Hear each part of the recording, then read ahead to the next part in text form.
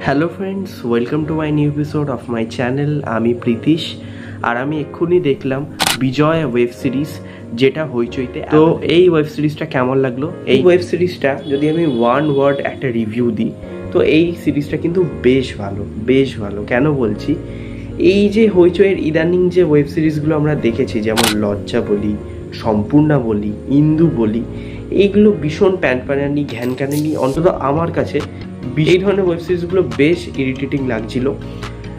সেটা বোধনও কিন্তু আমার মানে ভালো লাগেনি, ঠিকঠাকভাবে জিনিসগুলোকে এক্সিকিউটই করা হয়নি। আর এই সিরিজটার পোস্টার যখন বেরিয়েছিল তখন আমি ভেবেছিলাম হয়তো ওই ক্যাটাগরিরই হয়তো একটা গল্প হবে, বাট যখন ট্রেলার দেখলাম বেশ ইন্টারেস্ট গ্রো হলো এই সিরিজটার ব্যাপারে। তারপর ভাবলাম যে হ্যাঁ, গল্পটা তো অনেকটাই প্রেডিক্ট করে দিয়েছে, কি আর আহামরি দেখাবে। বাট সিরিজটা দেখার পর ইটস দারুণ, মানে এই সময় দাঁড়িয়ে কিন্তু ভীষণ ইম্পর্টেন্ট রয়েছে, ভীষণ। আজকের সমাজে যেভাবে র্যাগিং হয়েছে, মানে রিসেন্টলি আমরা আগের বছর একটা নিউজ শুনেছিলাম, আলাদা করে কিছু বলার নেই। তারপর দিয়ে এরকম একটা কন্টেন্ট দরকার ছিল, সেটা সায়ন্তন ঘোষাল, যিনি ডিরেক্টর এই সিরিজটার, তিনি করে দেখিয়েছেন। তো সবার প্রথম যদি আমি আসি স্টোরির ব্যাপারে, এখানে দেখানো হচ্ছে বিজয়া অর্থাৎ স্বস্তিকা মুখার্জি, তার ছেলে নীলাঞ্জন, যাকে একটা ভালো কলেজে ভর্তি করাতে চায়। সে সবে এইচএস পাস আউট হয়েছে।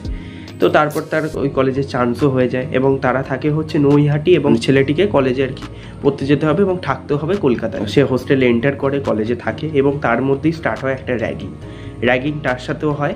এবং তারপর আমরা দেখি যে সে সুসাইড করছে, প্রাথমিকভাবে সুসাইড হলেও এখানে সিরিজটার মধ্যে স্বস্তিকা মুখার্জির দাবি যে সে সুসাইড করেনি, কারণ সে সুসাইড করতে পারে না। এবার কেন সে সুসাইড করতে পারে না এবং ছেলেটি কি সুস্থ হয় কি, আর এই র্যাগিংই কারা করছিল, এই র্যাগিংয়ের বিরুদ্ধেই স্বস্তিকা মুখার্জি কিভাবে দাঁড়ায়, তো সেইগুলো দেখতে হলে এই সিরিজটা আপনাকে ওয়াচ করতে হবে হইচইতে গিয়ে।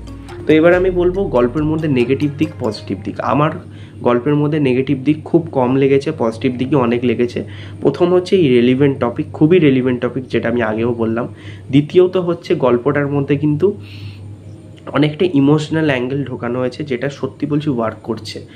সেটা পারফরমেন্সের দিক থেকে বলি বা লেখার দিক থেকে বলি, গল্পটাকে খুব ইমোশনাল করা হয়েছে। আর যে আমার পয়েন্টটা লেগেছে সেটা হচ্ছে এই গল্পটাকে আমরা ট্রেলার দেখে যেরকম প্রেডিক্ট করেছি, সেটা কিন্তু অতটাও মানে আমরা প্রেডিক্টার আমাদের কিন্তু ঠিক হবে না। গল্পটা কিন্তু আদতে অন্যরকমই একটা গল্প হবে আশা করছি। মানে আপনারা যেভাবে ট্রেলারটা দেখে ভেবেছেন যে গল্পটা এই হতে পারে, বাট তার থেকে একটু আলাদা হতে পারে।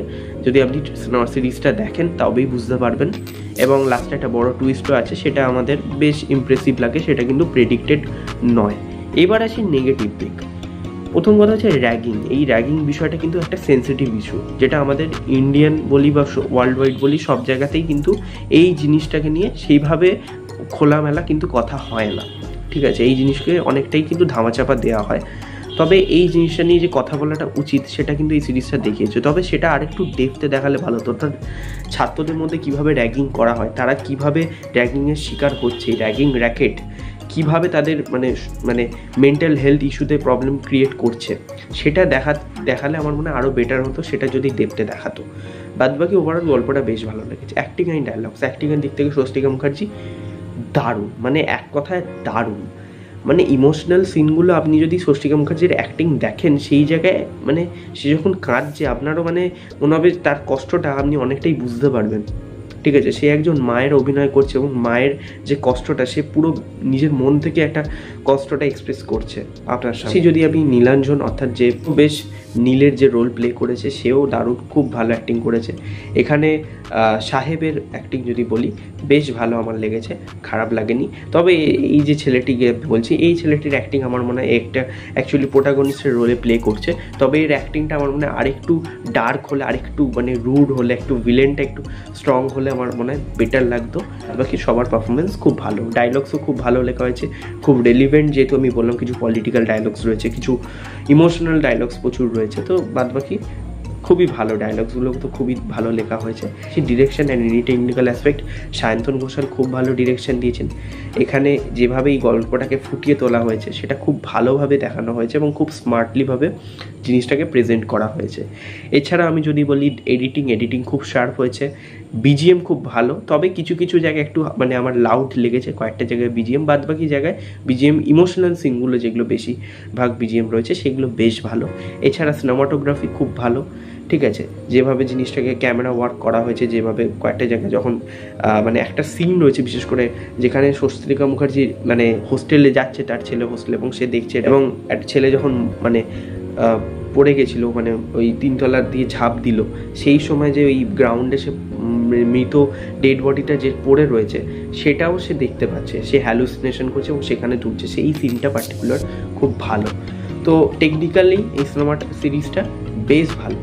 এবার আমি রেটিংয়ে বলবো এই আমি এটাকে 10-এ 8 ভালো। কিছু খামতি আমার মনে হয় রয়েছে, একটু ডেপথে দেখালে, একটু ডিটেলস দেখালে ভালো হতো। ইংয়ের যে ইস্যুটাকে দেখানো হয়েছে সেটা খুব ভালো। Thanks for watching this video. ভিডিওটা ভালো লাগলে লাইক করো, শেয়ার করো, এবং যারা এখনও বিজয়া দেখোনি তারা গিয়ে বিজয়া দেখতে পারো। আমি আশা করবো যে নিরাশ হবে না। আর কমেন্টে জানিও তোমাদের বিজয়া কেমন লেগেছে, আর শেয়ার করো ভিডিওটা। নেক্সট ভিডিওয়ে দেখা হবে। Tata, take care.